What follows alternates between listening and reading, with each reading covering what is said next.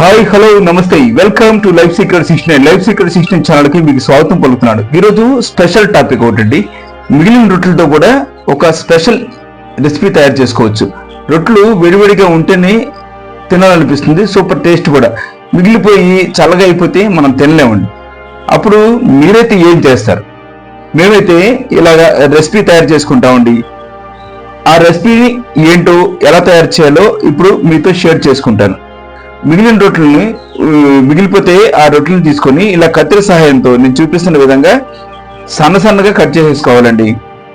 ఇవి చూడటానికి అంటే బాగా కొంచెం సన్నగా కట్ చేసుకుంటే చూడటానికి ఎలా ఉండాలంటే ఇలా చిన్నపిల్లలు ఉంటే ఇష్టపడటానికి నూడిల్స్ లాగా అనిపించాలన్నమాట. అంటే చూడండి, ఇలా సన్నగా పొడుగ్గా నూడిల్స్ లాగా ఉన్నాయి కదా, ఈ రకంగా తయారు చేసుకుందాం. ఇప్పుడు స్టవ్ మీద ప్యాన్ పెట్టేద్దాం.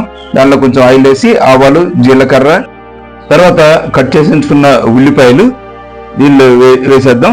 తర్వాత 2-3 వెల్లుల్లిపాయలు కూడా రెమ్మలు దీనిలో వేసేసి దీన్ని కొంచెం ఫ్రై అయిన తర్వాత దానిలో పచ్చిమిరపకాయలు, సన్నగా కట్ చేసి ఉంచుకున్న టమాటా ముక్కలు వేసి కొంచెం ఫ్రై చేద్దాం. తర్వాత ఒక సిమ్లా మిర్చిని కట్ చేసి ఉంచుకొని దానిలో సిమ్లా మిర్చి ముక్కలు దానిలో వేసేసి ఒక 2 నిమిషాలు కొంచెం ఫ్రై చేద్దామండి. తర్వాత కొంచెం కారం, కొంచెం పసుపు, కొంచెం ఉప్పు వేసి మళ్ళీ కొంచెంసేపు కలిపి తర్వాత ఇప్పుడు మనం సన్నగా కట్ చేసి ఉంచుకున్నాం ఈ రొట్టె ముక్కలు ఉన్నాయి కదా, అవి దీనిలో వేసేద్దామండి. వేసి ఒక 2 నిమిషాలు కొంచెం ఉడికించండి. మీ ఇంట్లో వాళ్ళైతే తెగ సంబరపడిపోతారండి. ఇక అదే అందరికీ ఫేవరెట్ ఫుడ్ కూడా అయిపోతుంది. ఇక ప్రతిరోజు ఇదే వంటకం కావాలని అడుగుతుంటారు కూడా. మీరు కూడా తప్పక ట్రై చేయండి. ఈ రెసిపీ ఎలా అనిపించిందో తప్పనిసరి కామెంట్ చేయండి, లైక్ చేయండి, షేర్ చేయండి, సబ్స్క్రైబ్ చేయడం మర్చిపోవద్దు.